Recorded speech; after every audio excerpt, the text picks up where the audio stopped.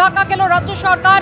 9 জনের শুনানিতে রাজ্য সরকারকে একাধিক প্রশ্নের মুখে পড়তে হয়েছিল আদালতের। আর আজ রাজ্য সরকারের যে সিদ্ধান্ত গ্রুপ সি গ্রুপ ডি চাকরিহারা শিক্ষাকর্মীদের ভাতা দেওয়ার, সেই সিদ্ধান্তের ওপরে, সেই নির্দেশিকার ওপরে অন্তর্বর্তী স্থগিতাদেশ জারি করলো কলকাতা হাইকোর্ট, যা থাকবে 26শে সেপ্টেম্বর পর্যন্ত। সৌভিক মজুমদার সরাসরি রয়েছেন আমাদের সঙ্গে। সৌভিক, বিস্তারিত জানতে চাইবো। অর্থাৎ 9 জুন ঠিক যেখানে শেষ হয়েছিল শুনানি, আজকে তারই রায় ঘোষণা করলেন মাননীয় বিচারপতি। দুর্নীতিকে কোথাও আড়াল করার চেষ্টা করছে সরকার এবং টাকা দিয়ে মুখ বন্ধের চেষ্টা, এমনটাই তার পর্যবেক্ষণ। দেখো, অভিযোগ কিন্তু এটাই ছিল যেটা তুমি পর্যবেক্ষণ বললে। এই অভিযোগেই কিন্তু কলকাতা হাইকোর্টে মামলা দায়ের হয় এবং আইনজীবীদের বারবার একেবারে স্পষ্ট অভিযোগ ছিল যে দুর্নীতিকে আড়াল করবার জন্য, দুর্নীতির পাশে দাঁড়াবার জন্য সরকারের তরফ থেকে এই ধরনের সিদ্ধান্ত গ্রহণ করা হয়েছে।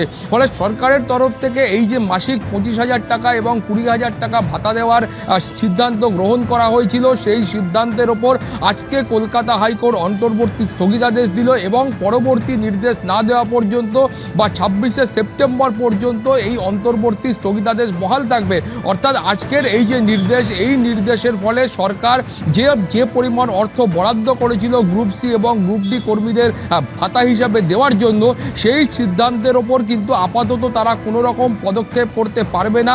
কলকাতা হাইকোর্টের মাননীয় বিচারপতি অমৃতা সিনহা তিনি তার নির্দেশে খুব স্পষ্ট করে বলে দিয়েছেন যে কলকাতা হাইকোর্টের নির্দেশ ছাড়া বা 26শে সেপ্টেম্বর পর্যন্ত এই অন্তর্বর্তী স্থগিতাদেশ বহাল থাকবে। অর্থাৎ এই মামলার শুরু থেকে অভিযোগ কিন্তু একটাই ছিল যে যেখানে কলকাতা হাইকোর্টের নির্দেশে এরা প্রত্যেকে চাকরি হারিয়েছিলেন এবং সুপ্রিম কোর্টের তরফ থেকেও সেই একই নির্দেশিকা বহাল রাখা হয়েছিল, তারপরেও সরকারের তরফ থেকে কিভাবে এই 25,000 টাকা এবং 20,000 টাকা দেওয়ার সিদ্ধান্ত তারা গ্রহণ করছেন সেটা নিয়ে তারা প্রশ্ন তুলেছিলেন। তারা এই প্রশ্নও তুলেছিলেন যে এই সিদ্ধান্ত একেবারে বেআইনি সিদ্ধান্ত, এই সিদ্ধান্ত গ্রহণ করা যায় না এবং এই সিদ্ধান্তের কোনো বাস্তবিক যুক্তি বা কোনো রকম বিজ্ঞানসম্মত যুক্তি নেই। ফলে যে যুক্তির কোনো বিজ্ঞানসম্মত প্রাসঙ্গিকতা নেই, সেই সিদ্ধান্তের ভিত্তিতে কিভাবে তারা এই ধরনের একটা কর্মকাণ্ড ঘটাবেন, সেটাই কিন্তু কলকাতা হাইকোর্টের কাছে মূল অভিযোগ ছিল। এবং তারা অভিযোগ এটাও করেছিলেন যে এই গোটা ঘটনার ক্ষেত্রে এদেরকে 25,000 টাকা এবং 20,000 টাকা দেওয়ার মানেই হচ্ছে দুর্নীতিকে কার্যত প্রশ্রয় দেওয়া। এটা অভিযোগ করেছিলেন মাননীয় বিচারপতি অমৃতা সিনহা। তিনি প্রশ্ন করেছিলেন, তোমার মনে থাকবে যে এই যে গ্রুপ সি এবং গ্রুপ ডি শিক্ষাকর্মীদের মাসিক 25,000 টাকা এবং 20,000 টাকা ভাতা দেওয়া হবে, এর প্রতিদানে সরকার কি পাবে? সেটাও কিন্তু স্পষ্ট করে সরকারের পক্ষে বলা সম্ভব হয়নি যে এদেরকে 25,000 টাকা এবং 20,000 টাকা ভাতা দেওয়ার ফলে সরকার প্রতিদানে কি পাচ্ছে।